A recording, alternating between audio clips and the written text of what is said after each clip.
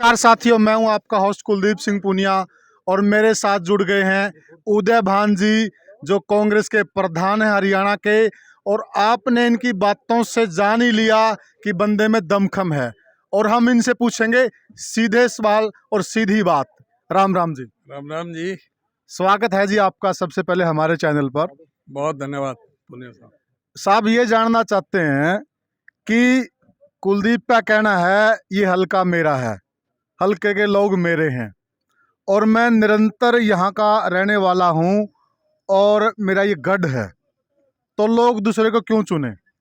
जो आदमी ये कहता है कि मैं यहाँ का हूँ, आदमपुर का हूँ, उसे ये कहने में शर्म भी आनी चाहिए कि जो चौधरी भजनलाल ने आदमपुर में अपना मकान बनाया था उसको भी ये बेच करके चला गया, तो ये यहाँ का रह कहाँ से गया।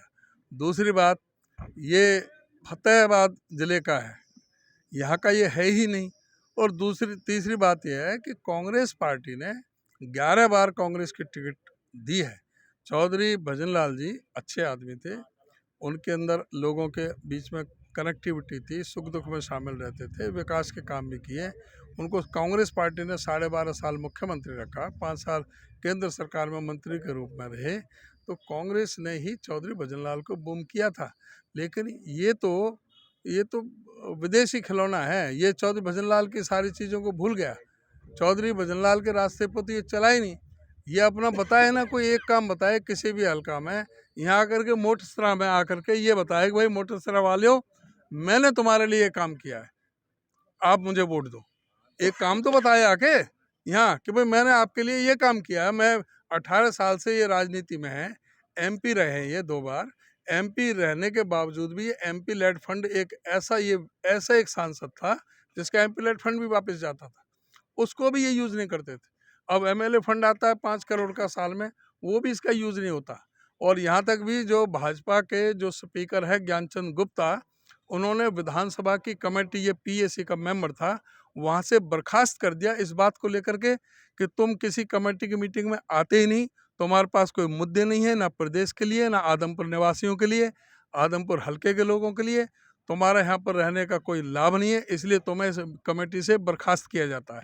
ऐसा क्या होगा, ये पुराना कांग्रेस में था और घूम फिर के सब जगह से दोबारा कांग्रेस में आ गया था।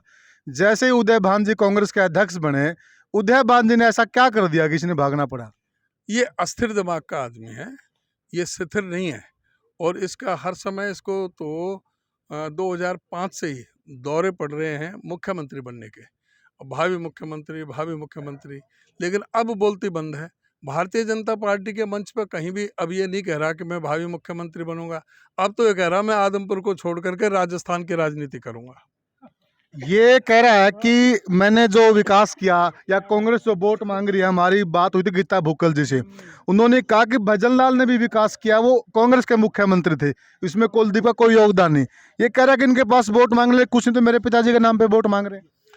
हाँ, ये जो है चौधरी भजनलाल मुख्यमंत्री थे कांग्रेस पार्टी के और उन्होंने काम किया, इसमें कोई शक नहीं है।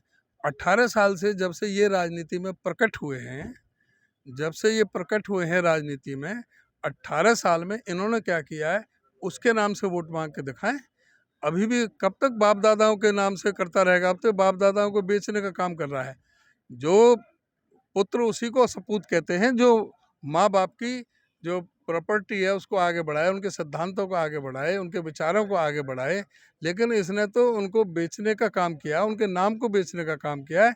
अब इस्तेमाल बहुत कर लिया, लोग बहुत जागरूक हैं, अब इसके खुद के काम आगे आएंगे। सबको पता है जीतने के बाद में दिखाई नहीं देगा, ये लंदन में ढूंढने कौन जाएगा। एक सवाल जनता की तरफ से है कि जयप्रकाश जी जैसे ही जनता से जुड़ते हैं, हम उसको जानने लगते हैं, जयप्रकाश जनता को जानने लगता था, कांग्रेस उसको बाहर भेज देती है आदमपुर से, ऐसा क्यों है? क्या अभी उनको परमानेंट भेज दिया गया यहाँ पे? नहीं, पूरी तरह से परमानेंट है। यहाँ कोली में उसने अपने फार्म हाउस भी ले लिया, मकान भी ले लिया, यहीं पर वो रह रहा है परमानेंटली और आदमपुर की ही सेवा करेगा। और जहाँ तक है, वो आदमपुर से पहले से ही जुड़ा व्यक्ति है, वो 3 बार मेंबर पार्लियामेंट रहा है यहाँ से, हिसार से। आदमपुर उसका एक पार्ट है, असेंबली सेगमेंट आदमपुर उसका है। 2 बार वो विधायक भी रहे हैं, 8 साल वो कांग्रेस के अध्यक्ष रहे हैं, अभी भी वो हिसार जिले के प्रभारी थे। तो वो पूरी तरह से आदमपुर हल्के से पूरी तरह से परिचित हैं। आदमपुर से चुनाव लड़ चुके हैं पहले, थोड़े ही मार्जिन से वो चुनाव हारे थे। तो ये कहना कि वो आदमपुर से दूर रहे, आदमपुर से उस कुलदीप बिश्नोई से तो ज़्यादा हाजिरी जयप्रकाश की अब भी रहती है। कितने से जीत रहे हो ये भी बता दीजिए। बहुत भारी बहुमत से जीतेंगे। ये थे हमारे साथ उदय भान जी, जो सीधी बात करते हैं, जो हमने पूछा उसका जवाब दिया। और बाकी आप जनता जनार्दन बताइएगा क्या बात है।